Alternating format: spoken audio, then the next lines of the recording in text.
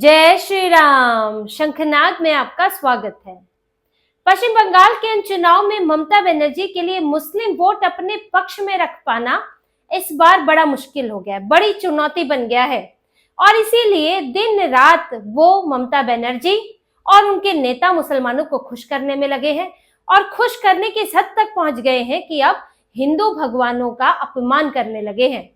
ये एक तरीका है मुसलमानों को खुश करने का कि आपने उनके लिए क्या किया है ये तो उनको बताओ ही, हम आपके लिए क्या क्या करते हैं, किस किस तरह से आपको ये कानून से, सरकार से ऊपर हटकर आपको चीजें देते हैं, आपके लिए प्रिविलेज आपको देते हैं। लेकिन साथ ही हिंदुओं का भी अपमान करना, हिंदू भगवानों का उनके लिए अपशब्द कहना, ये भी मुसलमानों को खुश करने का एक तरीका है भारत के अंदर। जैसे मंदिर का विरोध करो तो उससे लगता है कि हाँ ये तो हिंदू मुसलमान समर्थक है, और ये फॉर्मूला सब अपनाते हैं, कांग्रेस से लेकर राहुल गांधी से लेकर अखिलेश यादव, तेजस्वी यादव। तभी राम मंदिर का विरोध किया था, तेजस्वी यादव ने कहा था कि हमें मंदिर नहीं चाहिए, फिर हिंदुओं ने कहा उनसे बिहार में कि हमें तेजस्वी यादव नहीं चाहिए। अब यहीं पर ममता बनर्जी के विधायक मदन मित्रा, उनका बयान आप देखिए। उन्होंने कहा है कि भगवान राम मुसलमान थे, उनकी कोई जाति नहीं थी, वो मुसलमान थे, उनके हिंदू होने का क्या सबूत है। ये मदन मित्रा बोल रहे हैं और भरी सभा में बोल रहे हैं बंगाल के अंदर। अब ये नौबत आ गई, देखिए समझिए कि नौबत ये आ गई है बंगाल के अंदर कि खुलेआम विरोध हो रहा है, खुलेआम हिंदू भगवानों की बेइज्जती हो रही है। क्या इनकी हिम्मत है बोल देने की अल्लाह को लेकर या पैगंबर मोहम्मद को लेकर, ये कहने की कि वो किसी और धर्म से थे? नहीं बोल पाएंगे, क्योंकि डर है, सिर्फ वोटों का डर नहीं है, एसटी एससी का भी डर है इन्हें, या तो गले कट जाते हैं। लेकिन हिंदू कुछ नहीं कहता है तो कुछ भी बोल दो, उनके भगवान तो लावारी से ठोकर मार के चलो। तो यही इनके नेताओं ने किया, इनके विधायक, कि यहाँ बोल रहे हैं कि भगवान राम जो है मुसलमान थे, जाति नहीं थी। अरे तुम्हारे मुसलमानों में क्या जाति नहीं है? पहले तो ये बताएं। ओबीसी में ऐसे ही डाल रखा है बिना जातियों के, मुसलमानों को आरक्षण नहीं देते हो, लेकिन आप इस बात को लेकर आप अपमान करते हो भगवान राम का, हिंदुओं का अपमान है। क्यों? क्योंकि मुसलमान खुश हो जाएं, वो कट्टर मुसलमान खुश हो जाएं जो बाबरी मस्जिद की नींव डालना चाहते हैं, जिन्हें आज भी राम मंदिर बस चले तो राम मंदिर तोड़कर वो बाबरी मस्जिद बना ले, दोबारा एक मस्जिद बना ले, बाबर से भी ज्यादा खतरनाक हो रखे हैं भारत के लिए। उन्हीं को तो खुश करने की कोशिश है। आखिर खतरा किससे है ममता बनर्जी को? हुमायूं कबीर जैसों से। वो चुनौती बन रहे हैं, क्योंकि ममता बनर्जी जितनी कट्टरता से, जितनी तन्मयता से मुसलमानों की सेवा में लगी थी, अब उससे ज्यादा कट्टर हुमायूं कबीर जैसे हैं, असदुद्दीन ओवैसी जैसे हैं, जिन्हें सिर्फ मुसलमानों की राजनीति करनी है, जिन्हें मतलब नहीं है हिंदुओं से। ममता बनर्जी को तो हिंदुओं का भी वोट चाहिए, उन्हें तो पूरे बंगाल में वोट चाहिए, मुख्यमंत्री बनना है।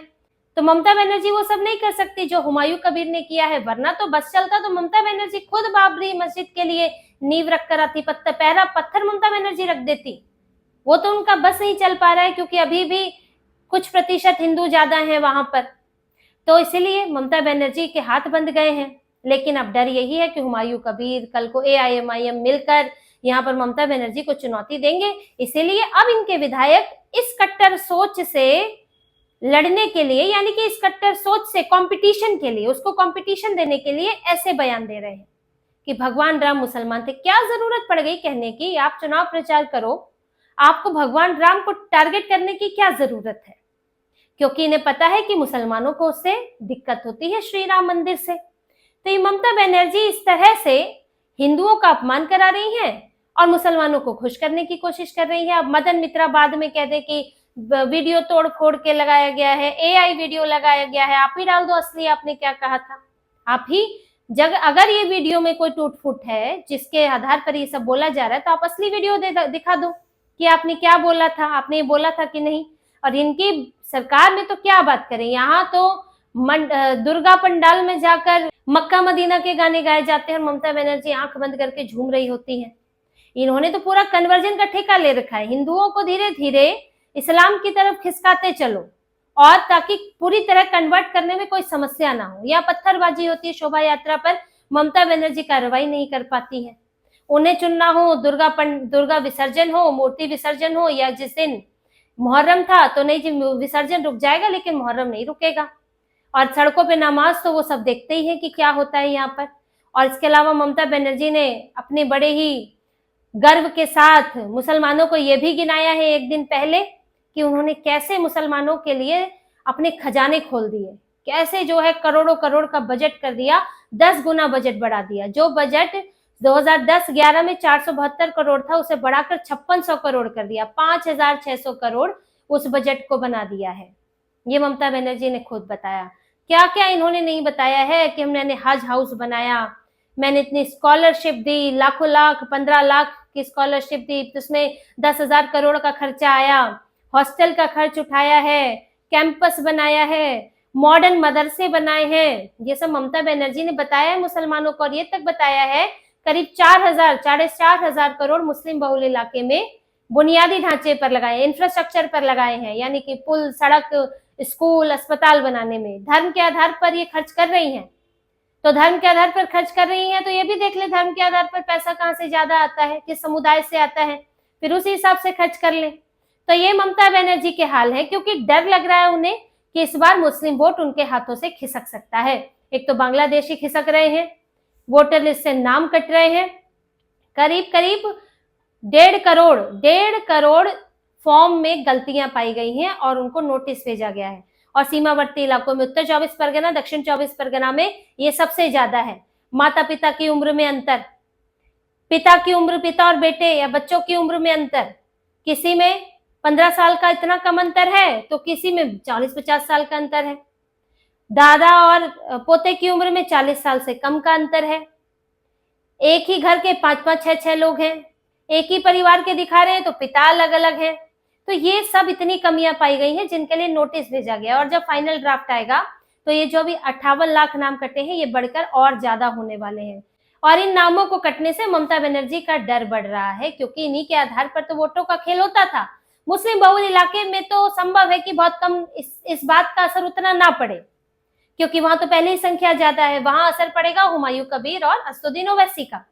लेकिन वो इलाके जहां पर हिंदू आबादी भी ठीक ठाक है और मुस्लिम आबादी भी ठीक ठाक है, अब उसमें होता ये था कि मुसलमान तो एकजुट होकर वोट देते हैं ध्रुवीकरण में, हिंदू बढ़ जाता है, तो ऐसे में ममता बनर्जी को फायदा हो जाता था। फिर उसमें होता है फर्जी वोट भी डलते हैं, डिलीटेड वोट्स की जगह भी डलते हैं, तो बहुत सारी चीजें ऐसी होती थी। तो इससे क्या होता था कि इनका उम्मीदवार जीत जाता था। लेकिन अब वहां फर्जी नाम हट गए तो वहां पे संख्या पर असर पड़ गया, डेमोग्राफी वहां पर बदल गई, जिससे अब इनके लिए चुनौती बन गई है। नतीजा क्या आएगा वो तो बात की बात है, लेकिन अब इनके लिए इतना आसान नहीं रहा। ममता बनर्जी ने इतना संघर्ष मुस्लिम वोटों के लिए पहले कभी नहीं किया है। जब से वो सत्ता में आई है इन्हें ऐसे ही मिल जाया करता था। तो ये चिंताएं ममता बनर्जी की बढ़ गई हैं और इस वक्त उनके ऊपर एक से बढ़कर एक मुसीबत आ रही है। एक तरफ तो SIR मुसीबत है ही, जिससे इनका बड़ा वोट बैंक खिसक रहा है। दूसरा, छात्रों ने भी इनके खिलाफ विरोध प्रदर्शन किया है। दिव्यांग छात्र सॉल्ट लेक के पास विकास भवन के बाहर इकट्ठा हुए। ममता बनर्जी के बयान के बाद एक बयान दिया था उन्होंने, वो भी मैं बताऊंगी, लेकिन उस बयान के बाद वो केतली, पकोड़े और चना मुरमुरा लेकर इकट्ठे हो गए कि ममता बनर्जी ने कहा है कि इसी से ही रोजगार करो, तो फिर हम यही कर रहे हैं। दरअसल इन छात्रों की मांग है कि जो रिक्तियां हैं वो स्कूल सेवा आयोग के छात्र हैं, वहां पर आवेदन करने वाले छात्र हैं। तो इनका कहना है कि जो रिक्तियां हैं आप उन रिक्तियों को निकालें, भरें उन पदों को। अब ममता बनर्जी से जब ये बात हो रही होगी तो ममता बनर्जी ने बयान दिया था कि चाय पकोड़े बनाकर तलकर भी आप स्वरोजगार कर सकते हैं।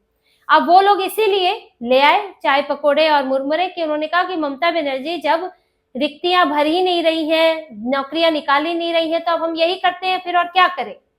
ये विरोध चला दिन भर ममता बनर्जी के खिलाफ और आगे भी होगा। हो सकता है संख्या और बढ़ जाए, चुनाव आते आते और ज्यादा विरोध हो।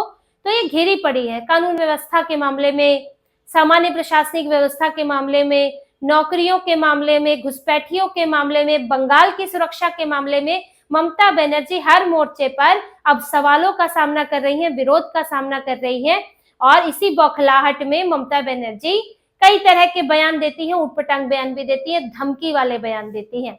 तो ममता बनर्जी की बेचैनी दिख रही है और इनके नेताओं का मुस्लिम वोट को लुभाने का ये जो हर संभव कोशिश कर रहे हैं, पैरों में लोटे जा रहे हैं, ये सब भी दिख रहा है। और यही बात दिखाती है कि ममता बनर्जी के लिए इस बार चुनाव बहुत खराब होने जा रहे हैं। तो इसी तरह की और खबरें और विश्लेषण आपके लिए लाते रहेंगे। हमसे जुड़े रहिए, सब्सक्राइब कीजिए, कमेंट कीजिए। बहुत बहुत धन्यवाद। जय श्री राम।